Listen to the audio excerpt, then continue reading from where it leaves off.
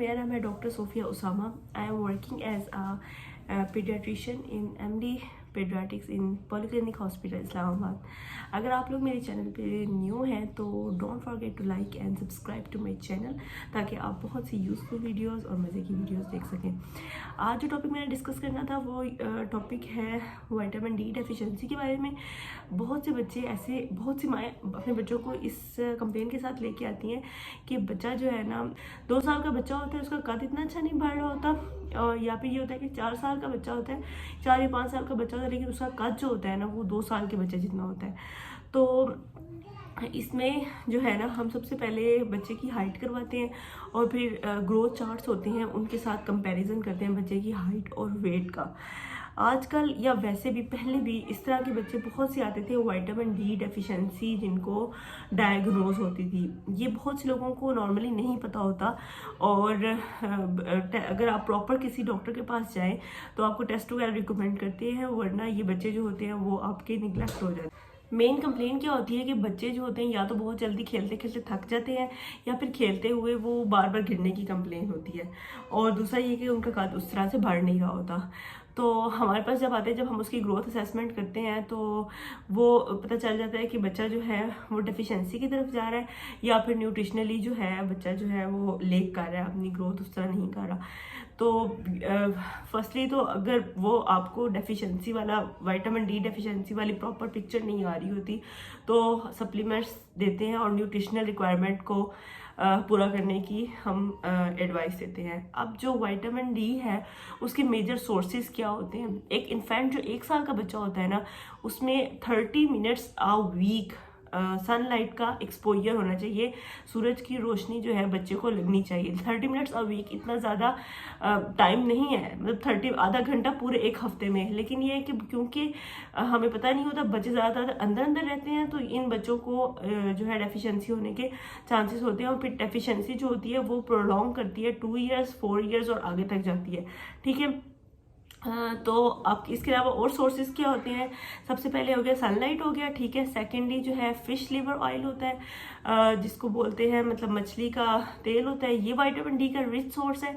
और थर्डली जो है हमारे पास आ जाता है कि हम ऐसे फोर्टिफाइड मिल्क देते हैं जो कि विटामिन डी फोर्टिफाइड होते हैं, या मार्गरीन, इसकी एडवाइस देते हैं। इसके अलावा बच्चे की आउटडोर एक्टिविटीज़, स्पेशली जब असर का टाइम होता है उस टाइम सन रेज जो होती हैं वो रिच होती हैं विटामिन डी से, इस चीज़ को हम एडवाइस देते हैं। बच्चे की जो है कैल्शियम रिच सोर्सेज, दूध वगैरह, इस चीज़ के ऊपर हम उनको कहते हैं। एंड और उसके एंड पे अगर प्रॉपर विटामिन डी डेफिशिएंसी वाली पिक्चर आ रही है, बच्चे की पतली पतली हड्डियाँ, सर बड़ा, आगे से माथा जो है वो निकला हुआ हो, और इसके अलावा जो है ये कलाई जो होती है ये बच्चे की चौड़ी हो, इस तरह की कुछ पिक्चर होती है स्पेशली विटामिन डी डेफिशिएंसी वाले बच्चों की, तो हम विटामिन डी लेवल्स करवाते हैं। इसमें ये होता है कि कुछ इनसफिशेंट कैटेगरी में आते हैं, कुछ डेफिशिएंसी वाली कैटेगरी में आते हैं। इनसफिशेंट वालों की प्रॉपर डोज होती है, और प्रॉपर डेफिशिएंसी वालों की भी एक प्रॉपर डोज होती है। कहने का मकसद ये है कि अपने बच्चे को, अगर आपको ऐसा लगे कि आपका बच्चा जो है वो दूसरे बच्चों की निस्बत लैग कर रहा है अपनी ग्रोथ, तो आप एक प्रॉपर सर्टिफाइड डॉक्टर से ज़रूर कंसल्ट करें, पीडियाट्रिशियन से ज़रूर कंसल्ट करें। उसकी जो न्यूट्रिशनल रिक्वायरमेंट, अगर न्यूट्रिशनली उसको डेफिशिएंसी हो रही है तो न्यूट्रिशनल रिक्वायरमेंट के ऊपर जाएं, ठीक है। और अगर टेस्ट वगैरह की ज़रूरत है तो फिर आप टेस्ट वगैरह करवाएं, ताकि ये वाली डेफिशिएंसी जो है हड्डियों की जो कमज़ोरी और वो प्रोलॉन्ग ना करे, क्योंकि आगे जाके फिर अगर वक्त पे इसका इलाज ना हो तो ये मज़ीद ऐसे होता है कि बच्चों को फ्रैक्चर्स होने लग जाते हैं, और वो फिर परमानेंट एक हैंडीकैप की तरफ बचा जाने के चांसेस होते हैं। सो अपने बच्चों की सेहत का ख्याल बहुत ज़्यादा रखें। और इसके अलावा क्योंकि ये बच्चे जो है ये हमारा आने वाली जनरेशन है, इनकी ग़िज़ाई किल्लत इनको ना हो, इनकी तालीम और तरबियत का ख्याल रखना हम सब के लिए बहुत ज़्यादा ज़रूरी है।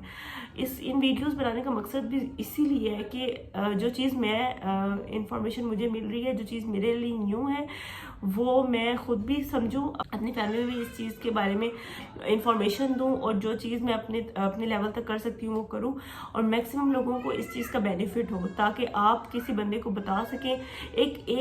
और ये एक सदका जारिया है कि आप एक अच्छी एडवाइस या एक अच्छी बात भी किसी को दें, और कोई बच्चा किसी बड़ी बीमारी से बच जाए तो ये एक बहुत बड़ी एक नेमत है, और इस चीज़ पे ज़रूर फोकस करें कि अच्छाई और बेहतर तरीके से जो है ना अपने काम करें, अपने प्रोफेशन को सही तरीके से लेके चलें, ताकि आप ना सिर्फ ये दुनिया कमाएं बल्कि जो हमारा अल्टीमेट आखिरत है उसको भी कमाएं। ठीक है, और इस चैनल को मेन मकसद बनाने का सिर्फ ये नहीं है कि बस ये है कि आप इंटरटेनमेंट वगैरह, वो तो एक साथ साथ चलता रहते हैं व्लॉग्स वगैरह, लेकिन ये है कि मेन मकसद ये है कि लोगों में अवेयरनेस हो, इंफॉर्मेशन हो बच्चों के बारे में। बच्चे जो हैं वो बहुत अंडर 5 ईयर्स के जो चिल्ड्रन है ना, वो बहुत बहुत क्रिटिकल स्टेज होती है हर लिहाज से। तो मैक्सिमम कोशिश करें कि अपने बच्चों को टाइम दें, उनके साथ अच्छे तरीके से वक्त गुजारें। और फिर दोबारा मैं कहूँगी, don't forget to like and subscribe to my channel. Thank you.